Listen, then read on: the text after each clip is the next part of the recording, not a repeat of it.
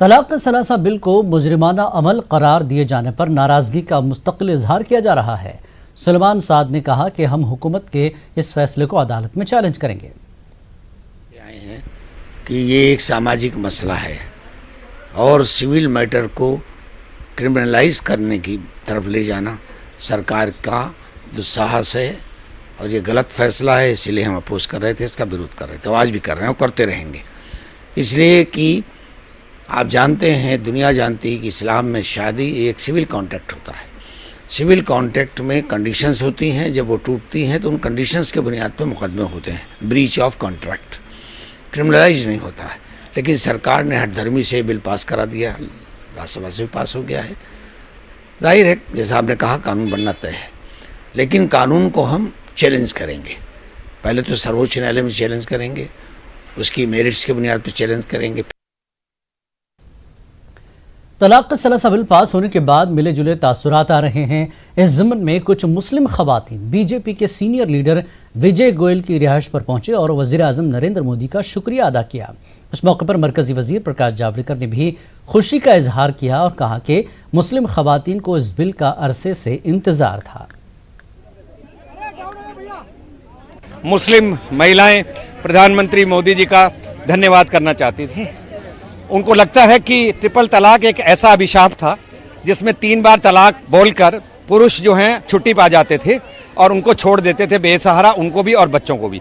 मोदी जी ने पहली बार उनकी तरफ ध्यान दिया और लगातार जब तक ये बिल पास नहीं हो गया तब तक वो लगे रहे। आज कांग्रेस, समाजवादी पार्टी, तृणमूल, आम आदमी पार्टी, जिन्होंने केवल मुस्लिम्स को वोट बैंक की तरह इस्तेमाल किया, आज भी जो एक अच्छा सामाजिक सुधार हो रहा था उसका उन्होंने विरोध किया। ये देखकर बड़ा दुख होता है। मुझे तो बहुत अच्छा लगा, बिल पास हो गया है। आई थिंक मोदी जी को बहुत धन्यवाद कहना चाहती हूँ, जिस तरह भी उन्होंने ये सब करा है, बहुत दिल से धन्यवाद। ये है कि अपने सही है, जो मोदी कर रहे हैं ना बहुत सही कर रहे हैं। अच्छा। और बहुत उसका कोई ऐसी बात नहीं है, मगर जो हमें बहुत अच्छा लगा कि जो मोदी ने इतना करा, हेल्प करी है। कर ली है। मेरे 4 बच्चे हैं ना, देखता बच्चों को और है ना कुछ देता बच्चों को।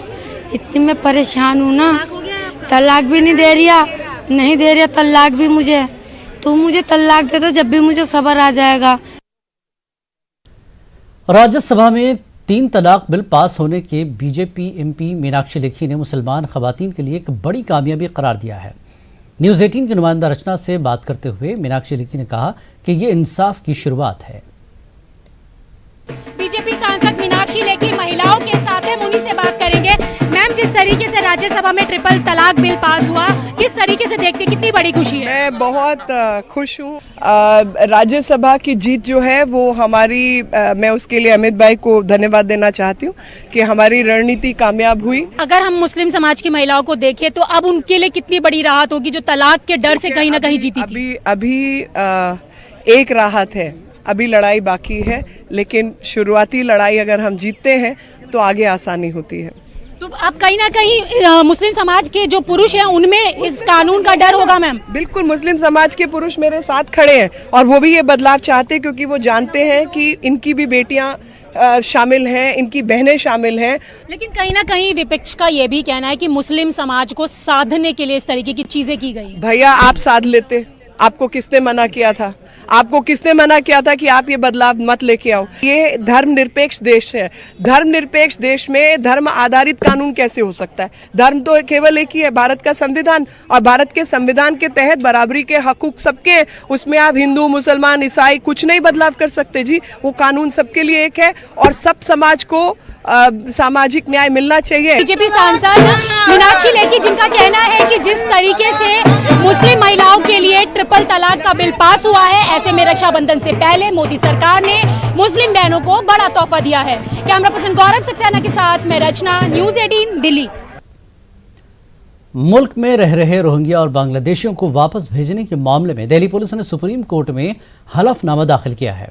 हलफनामे के मुताबिक 1 जनवरी 2016 और अप्रैल 2018 के बीच 489 गैर कानूनी बांग्लादेशी शहरियों को हिरासत में लिया गया, जिसमें 480 कैदियों को बांग्लादेश वापस भेजा गया है।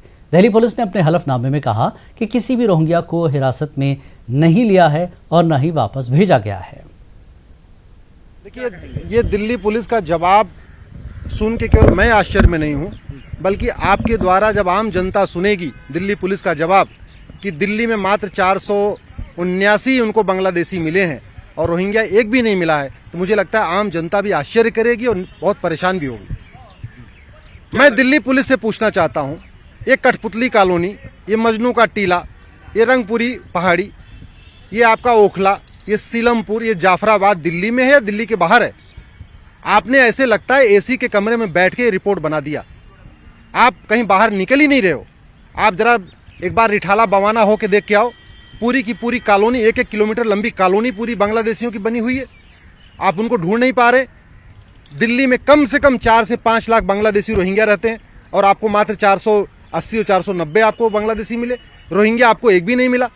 अरे रोहिंग्या तो आप यहाँ चले जाओ ओखला के पास, वो जमुना जी के किनारे, इधर आप ISBT चले जाओ जमुना जी के किनारे, पूरी बस्ती की बस्ती बसी हुई है। मुझे लगता है दिल्ली पुलिस ने खाना पूर्ति किया है।